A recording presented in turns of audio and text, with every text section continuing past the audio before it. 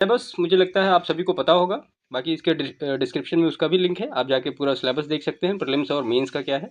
मैं यहाँ पे आपको थोड़ा सा बता देता हूँ कि प्रीलिम्स के जो हिंदी का पेपर है उसमें और मेंस के हिंदी के पेपर में डिफरेंस क्या है।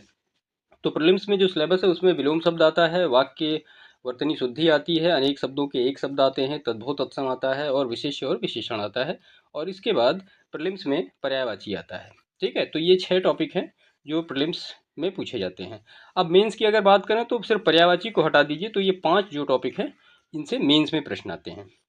ठीक, तो ये चीज़ें हो गई सिलेबस को लेके। इसके बाद हम देखते हैं यहाँ पे प्रश्न। तो इस पूरे जो पेपर में मुख्य परीक्षा का पेपर है इसमें 30 प्रश्न दिए गए हैं, वन बाय वन हम सारे प्रश्न को देखते हैं। तो इसमें जो सबसे पहला प्रश्न दिया गया है इसमें लिखा है निम्नलिखित में से कौन सा वाक्य अशुद्ध है। तो इसमें 4 वाक्य दिए गए, इसका तात्कालिक प्रभाव पड़ा, पत्र किसके नाम पर लिखा गया है, 1 रुपये में कितने पैसे होते हैं, भारत एक समृद्धशाली देश है। तो इसमें से ये बताना है आपको कि एक ऐसा कौन सा है जो कि अशुद्ध है। ठीक है, बाकी 3 शुद्ध है। ठीक है, तो इसमें जो बी ऑप्शन दिया गया पत्र किसके नाम पर लिखा गया है ये अशुद्ध है।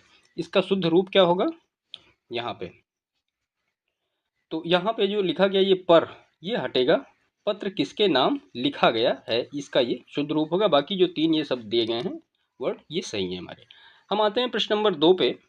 इसमें दिया गया है कि विलोम शब्द दिए गए हैं और आपको इसमें से गलत युग्म पहचानने हैं कि कौन सा गलत है। तो आविर्भाव का यहाँ पे विभाव नहीं होता है, आविर्भाव का तिरोभाव होता है। बाकी अपराधी का निरपराध होता है, उन्मूलन का रोपण होता है, विहित का निषिद्ध होता है।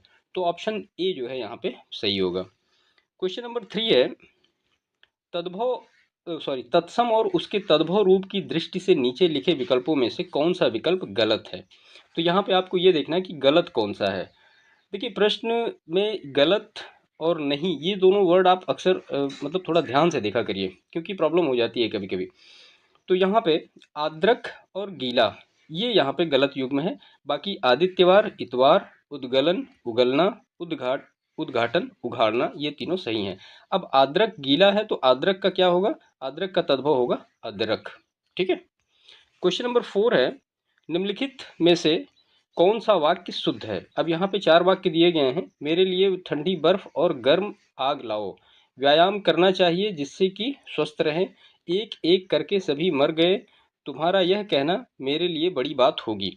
अब यहाँ पे ये कहा गया था कि इसमें चारों में से एक शुद्ध वाक्य खोजना है। तो यहाँ पे कोई भी शुद्ध वाक्य नहीं मिल पाया और मैं आपको यहाँ पे चारों चीज़ों के शुद्ध वाक्य दिखाता हूँ कि शुद्ध वाक्य हैं क्या। तो पहला जो ऑप्शन है मेरे लिए ठंडी बर्फ और गर्म आग लाओ, तो इसका शुद्ध वाक्य होगा मेरे लिए बर्फ और आग लाओ। दूसरा ऑप्शन करना चाहिए जिससे कि स्वस्थ रहें, तो इसका शुद्ध वाक्य है व्यायाम करना चाहिए ताकि स्वस्थ रहें। तीसरा ऑप्शन एक एक करके सभी मर गए, इसका शुद्ध वाक्य होगा एक एक कर सभी मर गए। और इसका जो लास्ट ऑप्शन था तुम्हारा यह कहना मेरे लिए बड़ी बात होगी, इसका शुद्ध शब्द है तुम्हारा यह कहना मेरे लिए बड़ी बात होगा। ठीक है, तो यहाँ होगी की जगह होगा आएगा। तो इस हिसाब से इस प्रश्न में कोई भी ऑप्शन सही नहीं मिल पाया था। तो ये क्वेश्चन नंबर 4 है। हम आते हैं क्वेश्चन नंबर 5 पे। ठीक है, तो इसमें दिया गया है निम्नलिखित में से एक तथ्य गलत है। अब ये 4 ऑप्शन दिए गए हैं, वो कहा गया है कि इसमें से एक गलत कौन सा वो आपको छांटना है। विशेषण से संज्ञा की व्याप्ति परिमित हो जाती है, जिस विकारी शब्द से संज्ञा की व्याप्ति मर्यादित होती है उसे विशेषण कहते हैं। प्रयोग की स्थिति के आधार पर अंकित शब्द विशेषण और विशेष्य दोनों हैं। और इसका जो लास्ट ऑप्शन है विशेषण शब्द सदैव विशेष्य के पहले प्रयुक्त होता है, विशेष्य के बाद कभी प्रयुक्त नहीं होता है। तो ये यहाँ पे गलत है, विशेषण विशेष्य के पहले भी प्रयुक्त होता है और बाद में भी प्रयुक्त होता है। इसका एक्सप्लेनेशन हम देखते हैं। वाक्य में विशेषण का प्रयोग 2 प्रकार से होता है, कभी विशेषण विशेष्य से पहले प्रयुक्त होता है और कभी बाद में प्रयुक्त होता है। जब विशेषण विशेष्य से पहले प्रयुक्त हुआ हो तो उसे उद्देश्य विशेषण या विशेषण विशेष्य कहते हैं, और जब विशेषण विशेष्य के बाद प्रयुक्त हुआ हो तो उसे विधेय विशेषण कहते हैं। तो ये दोनों चीज़ें आप याद रखिएगा, विधेय विशेषण और विशेषण विशेष्य। ठीक है, तो यहाँ पे ऑप्शन डी जो होगा ये करेक्ट होगा, ये गलत दिया था। क्वेश्चन नंबर 6 हम लेते हैं, संख्यावाचक विशेषण चौगुना इनमें से है। तो इसमें से ये कहा गया कि संख्यावाचक जो विशेषण है वो चौगुना है, इसमें से क्या है। तो ये एक आवृत्तिवाचक विशेषण है। चौगुना आवृत्तिवाचक विशेषण है। इसमें क्रमवाचक विशेषण की बात करें तो पहला, दूसरा, तीसरा, गणनावाचक विशेषण 1, 2, 3 और समुदायवाचक विशेषण में दोनों, तीनों और चारों आते हैं। प्रश्न नंबर 7 है, निम्नलिखित शब्दों में से कौन सा शब्द मूल रूप से विशेषण है।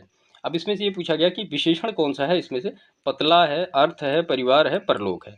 तो पतला शब्द क्या है, एक गुणवाचक विशेषण है, जबकि अन्य क्या है, ये विशेष हैं। देखिए विशेष क्या होते हैं, वो संज्ञा होती हैं। अब अर्थ का विशेषण क्या होगा, आर्थिक। परिवार का विशेषण क्या होगा, पारिवारिक। और परलोक का विशेषण क्या होगा, पारलौकिक। ठीक है। तो क्वेश्चन नंबर 8 है इसके बाद, इनमें से विशेषण शब्द नहीं है। तो अकूत, अकर्ण, अचार, अचंड, इसमें से विशेषण शब्द कौन सा नहीं है। तो अचार जो है ये विशेषण शब्द नहीं है और इसका विशेषण क्या होगा, आचारी। प्रश्न नंबर 9 देखते हैं हम, अनेक शब्दों के लिए एक शब्द के नीचे लिखे विकल्पों में से कौन सा विकल्प गलत है। तो यहाँ पे आपको ये देखना है कि गलत कौन सा है। जंगल की आग को दावानल कहते हैं, समुद्र की आग को बड़वानल कहते हैं, पेट की आग को जठराग्नि कहते हैं, आदि से अंत तक उसको अनंत। वाक्य आदि से अंत तक के लिए एक शब्द क्या होगा, अधोपांत, ये होगा, अनंत नहीं होगा यहाँ पे। ठीक है। प्रश्न संख्या 10 है, अपनी विवाहिता स्त्री से उत्पन्न पुत्र इनमें से अनेक शब्दों के लिए एक शब्द है। तो उस शब्द को क्या कहेंगे हम, औरस। ठीक है। जरायुज किसको कहेंगे, शिशु जीव जो खेड़ी में लेटा हुआ पैदा हुआ हो। जारज उपपत्ति, गैर पुरुष से उत्पन्न पुरुष। और दत्तक उत्तराधिकार के लिए गोद लिया गया पुत्र। प्रश्न संख्या 11 है, आवा का तत्सम रूप होगा। तो आवा का तत्सम रूप क्या होगा, आपाक। प्रश्न संख्या 12 है, इनमें से सरल शब्द का विलोम नहीं है। तो सरल शब्द का विलोम क्या नहीं है। तो इसमें सरल शब्द का विलोम विरल नहीं होगा, सरल का वक्र होगा, कठिन होगा और कुटिल होगा। इसके बाद 13 नंबर प्रश्न है, जो ज्ञात इतिहास से पहले का हो उसके हो के लिए एक शब्द है। तो उसके लिए जो एक शब्द है उसको प्रागैतिहासिक कहा जाता है। अनैतिहासिक का मतलब जो इतिहास से संबंधित ना हो, और ऐतिहासिक का मतलब जो इतिहास से संबंधित हो। प्रश्न संख्या 14 है, जो अचानक आंखों से ओझल हो गया हो, इन अनेक शब्दों के लिए एक शुद्ध शब्द है। तो जो अचानक आंखों से ओझल हो गया हो उसको कहते हैं अंतर ध्यान। इसके बाद है क्वेश्चन नंबर 15, निम्नलिखित विलोम शब्दों का सही युग्म है। तो इसमें से ये पूछा गया है कि सही युग्म कौन सा है। तो इसमें से सही युग्म है आकीर्ण, विकीर्ण। आग्रह का क्या होगा, अनाग्रह। धोख का फुटकर, परचून नहीं होगा। प्रश्न संख्या 16 है, निम्नलिखित में से एक अशुद्ध वाक्य है। अब इसमें से पूछा गया कि अशुद्ध वाक्य कौन सा है। तो पूज्यास्पद व्यक्ति का सम्मान करना चाहिए, ये अशुद्ध है। इसमें गलत सब, जो गलत क्या है वो पूज्यास्पद शब्द जो है इसकी वर्तनी अशुद्ध है। इसका सही शब्द क्या होगा, पूजास्पद। ठीक है। बाकी शेष वाक्य जो दिए गए हैं ये सही हैं। प्रश्न संख्या 17 है, उपतयका का विलोम शब्द है। तो उपतयका का विलोम शब्द क्या होगा, उपतयका का विलोम शब्द होगा अधितयका। इसके बाद प्रश्न नंबर 18 है, निम्नलिखित में से शुद्ध वर्तनी वाला शब्द कौन सा है। तो शुद्ध वर्तनी वाला शब्द इसमें अनधिकार है। अनाधिकार नहीं होता है, वो अनधिकार होता है। ठीक है। सृष्टि को सही इस तरह से लिखा जाएगा, अभ्यंतरिक को आभ्यंतरिक ऐसे लिखा जाएगा, समुद्रिक को सामुद्रिक लिखा जाएगा। उसके बाद प्रश्न संख्या 19 है, जो बाएं हाथ से सधा हुआ हो के लिए एक शब्द है तो उसको सब्यसाची कहते हैं। वामपंथी साम्यवादी विचारधारा का व्यक्ति, वज्रपाणी जिसके हाथ में वज्र रहता है, और वीणापणी जिसके हाथ में वीणा रहती हो। इसके बाद क्वेश्चन नंबर 20 है, इनमें से तत्सम तद्भव का एक शब्द युग्म अशुद्ध है, वह है। ठीक है। तो यहाँ पे छाछ का तत्सम छच्छिका होता है, ना कि इच्छिका। और ईख का तत्सम इच्छु होता है, ना कि इक्खु। अतः दोनों ही विकल्प अशुद्ध हैं। बाकी दोनों विकल्प सही हैं। यहाँ पे ए और बी जो है ये गलत दिए हैं, बाकी दोनों विकल्प सही हैं। उद्वर्तन का उबटन और गोमय का गोबर होता है। इसके बाद प्रश्न संख्या 21 है, मृषण का विपरीतार्थक शब्द होगा। तो मृषण का जो विपरीतार्थक शब्द होगा वो होगा रुक्ष। सुकुमार का कमासुत, चिक्कण का खुरदुरा, नरम का कड़ा या कठोर। इसके बाद प्रश्न संख्या 22 है, निम्नलिखित में तत्सम तद्भव का गलत युग्म है। अब आपको इसमें देखना कि गलत युग्म कौन सा है। तो प्रतिवेशी, मवेशी, ये गलत है। प्रतिवेशी का जो मतलब तद्भव शब्द होगा वो होगा पड़ोसी। सुघट्ट का सुघड़, पन्यशाली का पंसारी और जाति ग्रह का नहर। क्वेश्चन नंबर 23 है, मोक्ष पाने की इच्छा करने वाला इन अनेक शब्दों के लिए शुद्ध शब्द इनमें से है, तो उसको क्या कहेंगे? जो मोक्ष पाने की इच्छा रखता हो उसको कहेंगे तितीर्षु। और तितीक्षा सर्दी गर्मी दुख आदि सहन करने की शक्ति, तितीक्षु जिसमें सहनशीलता हो, और मरजीवा का मतलब मरकर जीने वाला। प्रश्न संख्या 24 है, अशुद्ध वर्तनी वाला शब्द इसमें से पूछा गया है कि कौन सा है, तो ये पांचवा अशुद्ध है। ये लिखा जाएगा तो वाह के ऊपर भी चांद बिंदी होगी। उंगली सही लिखा है, बांस सही लिखा है, दांत सही लिखा है। प्रश्न संख्या 25 है, वर्तनी की दृष्टि से निम्नलिखित में से शुद्ध शब्द है, तो इसमें से शुद्ध शब्द क्या होगा? ये है अनुग्रहित। ये गा में रा ऐसे लगेगा, ठीक है, बाकी और ये सारे गलत है। यहाँ एक ऑप्शन ये देख लीजिए, ये जो है ना ग्रहित, और यहाँ पे ये ग्रहित में अंतर है, इसलिए ये गलत हुआ है। ये यहाँ पे हा में बड़ी की मात्रा होगी, यहाँ पे लगाई क्या गया है छोटी की मात्रा, तो इन सब चीज़ों को ध्यान रखिए।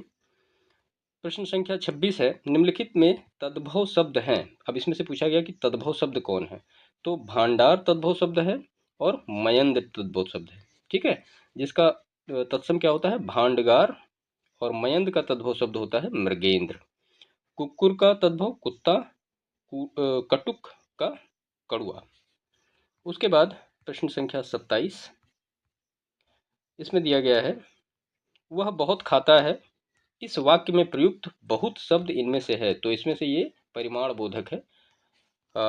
इसको हम एक्सप्लेन करते हैं थोड़ा सा यहाँ पे। अपूर्ण बोधक विशेषण क्या, अपूर्णांक बोधक विशेषण कैसे होते हैं? पौने, सवाई, डेढ़, ढाई। निश्चित संख्यावाचक विशेषण क्या क्या होते हैं? 1, 5, 7, दूसरा, तिगुना।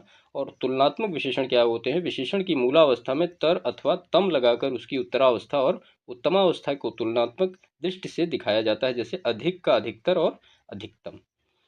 इसके बाद प्रश्न संख्या 28 है, इनमें से तत्सम तद्भव का शुद्ध युग्म है, तो जो शुद्ध युग्म है वो कंकती का कंघी होता है, श्रेष्ठ का सेठ, ये श्रेष्ठी का सेठ होगा, श्रेष्ठ यहाँ पे लिखा गया है। अर्घट होता है, इसका रहट होता है। और ये मिष्ट जो है वो इस तरह से लिखा जाता है, यहाँ पे लिखा है मिष्ट, ठा नहीं होता, टा होता है, तो वो मीठा होता है, ठीक है। उसके बाद प्रश्न संख्या 29 है, निम्नलिखित में से अनघ का विलोम है, तो अनघ का विलोम क्या होगा? अघी, ठीक है। निरग का विलोम अघी, और निष्पाप का विलोम पापी, और कृति का विलोम आकृति, ठीक है। उसके बाद फिर इस पेपर का लास्ट प्रश्न है, प्रविशेषण को कामता प्रसाद गुरु ने इनमें से कहा है, तो इनमें से क्या कहा है? उनको अंतः विशेषण कहा है। प्रविशेषण को कामता प्रसाद गुरु ने अंतः विशेषण कहा है। विशेषण शब्दों की विशेषता बताने वाले शब्दों को प्रविशेषण कहा जाता है, जैसे मोहन बहुत सुंदर है। यहाँ सुंदर विशेषण है और बहुत प्रविशेषण है, क्योंकि बहुत सुंदर की विशेषता बता रहा है। तो यहाँ पे इसका ऑप्शन ए करेक्ट हो जाएगा। तो ये पूरे 30 प्रश्न थे मुख्य परीक्षा के, जो कि सामान्य हिंदी में पूछे गए थे, ठीक है।